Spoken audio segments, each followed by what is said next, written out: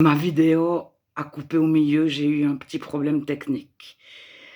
Donc j'en étais à parler de façon ex cathedra au concile d'Acte 15 et on voit que chacun parle à tour de rôle. Jacques a le dernier mot.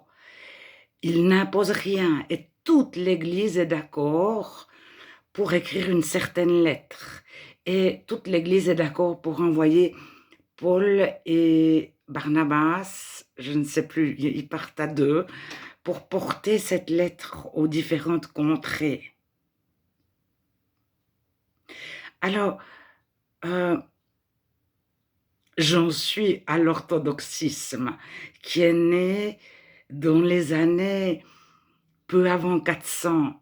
C'est Constantin, je ne sais pas lequel. Il y a eu le père, il y a eu deux fils, il y a beaucoup de Constantins, ou presque, ça s'appelle presque Constantin.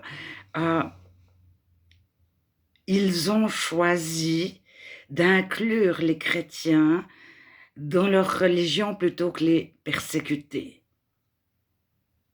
Donc, ils leur ont donné des dieux chrétiens, mais le chrétien, il regarde à Jésus, les apôtres. Paul dira, moi j'arrose, Apollos plante, ce n'est pas celui qui arrose et qui plante qui est quelque chose, mais Dieu qui fait croître. Alors, j'ai parlé des dieux réels. Ce que j'ai souhaité dire par dieu réel et dieu imaginaire, c'est que les dieux imaginaires sont des légendes totalement inventées. Et les dieux réels, c'est en fait un empereur. L'empereur Antioche a donné aux villes conquises son nom. Puis après, elles se sont appelées Laodicée, etc. Et l'empereur est déifié. Et plusieurs villes avaient un dieu réel, c'est-à-dire il avait réellement existé quelqu'un. Après qu'on forme une légende autour, ça c'est aussi... Alors, les apôtres, le nom des apôtres a remplacé le nom des dieux païens. Et les statues païennes sont devenues des statues chrétiennes. Mais le chrétien ne reconnaît pas ces statues. Et ça s'appelle de l'inculturation, c'est-à-dire on prend la croyance de la majorité. Et comme beaucoup de personnes croyaient encore à leurs déesses, toutes les déesses des villes, Azarté, Minerve, se sont soudain appelées Marie. La Dame du Ciel, elle avait plus de nom, parce que trop de personnes croyaient, à leur déesse, on a mélangé, on a fait un syncrétisme. Alors, le protestantisme est une inculturation sans Marie. C'est exactement la même chose. C'est le pouvoir qui établit une religion qui ressemble le plus possible à ce que les gens croient. Mais donc seulement basé sur Jésus, tous les apôtres qui étaient venus des rois, des dieux, des saints, disparaissent. Tout ce qui a été ajouté, on retourne à Jésus. Mais bon, ça c'est la théorie, parce que dans la pratique, on oblige les gens à croire à une certaine chose, et puis ceux qui sortent de la croyance établie sont vus comme dangereux. Et Jésus n'est pas mis en avant, on en parle le moins possible. Et on fait dire à la Bible ce qu'elle ne dit pas. On trouve le verset qui correspond à ce qu'on souhaite. Voilà, et c'est là que les cultes protestants arrivent. Le pasteur protestant est inventé de toutes pièces. C'est sa fonction actuelle. Alors, ce que je voulais souligner encore, je suis partie de Junia, Andronicus et Nathanas.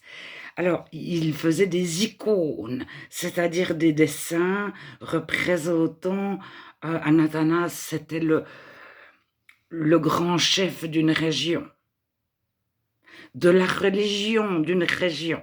Et il dit, je m'appuie sur Junien et Andronicus. Et lorsqu'on retrouve ces icônes, ils sont partout sur Internet, surtout en anglais. Vous cherchez en anglais, vous voyez Anatanas entouré d'Andronicus et Junien. Et Junien est incontestablement une femme. Alors, le chrétien ne s'appuyait jamais sur tel apôtre est venu dans telle ville, etc., etc. Et si vous écoutez les orthodoxes actuellement, ils parlent des apôtres, de Marie, mais pas de Jésus. Alors les évangiles, c'est une petite chose, on prononce le mot évangile, on sort dans un petit verset. Alors, c'est un passé, mais qui reste, donc les catholiques, le côté occidental de l'Empire romain, avait 12 apôtres de 12 villes. Alors de l'apotarchie, avant le schisme de 1075, je crois,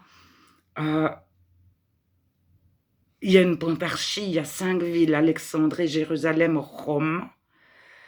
Je pose Antioche, Alexandrie, Jérusalem, Rome, Antioche. Et la 5e ville, je ne sais plus. Et Constantinople.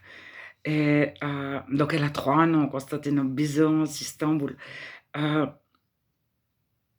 Et de cette pentarchie naît 12 apôtres d'un côté, puis 70 de l'autre, ou 72. Et depuis, c'est des réconciliations, des écartements, il y a des séparations de plusieurs siècles, ils ne communiquaient presque plus, mais on oublie l'Éthiopie qui avait aussi une église, les Coptes, et on a été séparés par le Maghreb qui était musulman, des églises d'Éthiopie. Alors, la religion universelle souhaite toujours rassembler toutes ces églises, et il y a une course au pouvoir. Alors, le chrétien pense que Dieu est universel, mais pas la religion. C'est-à-dire qu'il y a un seul Dieu créateur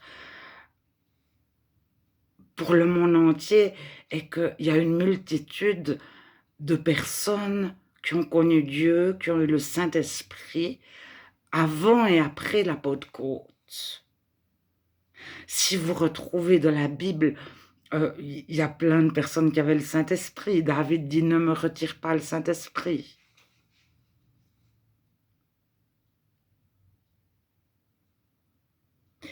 Alors, il y a Melchisédek. Moi, je pense que Jésus est venu lorsque Melchisédek n'était plus... Parce que la personne la plus importante de l'Ancien Testament, c'est Melchisédek. Et il reste 2 tout petits passages sur lui concernant le pain et le vin et l'argent. Mais dans Hébreu, au chapitre 6-7, il est parlé de Melchisédek.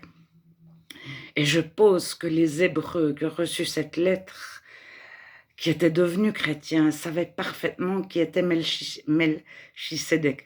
Aujourd'hui, on ne sait pas.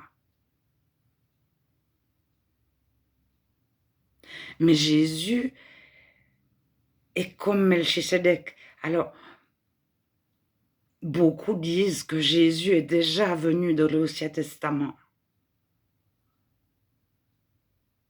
En Job 33, par exemple, bon, il a deux traductions très différentes, de la Septante et de l'Ima Sorette, c'est 2 choses différentes, Job 33. Voilà, alors je parlais de Junia et des orthodoxes. Et le chrétien ne reconnaît pas les déesses Astarté, Minerve, qu'elle s'appelle la dame de tous les peuples, ou Marie, ou la Vierge, etc., etc. Et il ne pose pas que les apôtres étaient des rois, des dieux, des saints. Et si un apôtre est arrivé de telle ville, peu importe. Le chrétien suit Jésus et les dires de Jésus se retrouvent dans la Bible. Alors après, tous les chrétiens connaissent la transformation de leur cœur, la liberté, la joie de Dieu, les forces de Dieu. Alors après, c'est des détails, il y a toujours un diviseur qui vient essayer de les monter les uns contre les autres, puis de trouver des divergences, etc. C'est comme ça, lorsque les chrétiens s'endorment, lorsque tout va bien, c'est la parabole du semeur. Les chrétiens dorment et un semeur vient semer de la mauvaise graine pendant la nuit. C'est une parabole de Jésus. C'est quand on oublie Dieu, on est chrétien, tout va bien, on ignore Dieu. Et on est capable de prier sans Dieu, de chanter Dieu est bon, Dieu est grand, sans en avoir pleinement conscience. Et le message de Dieu, mais c'est venez à moi, venez à moi. Ne vivez pas sans moi, je vous ai créé, je vous bénis, etc., etc.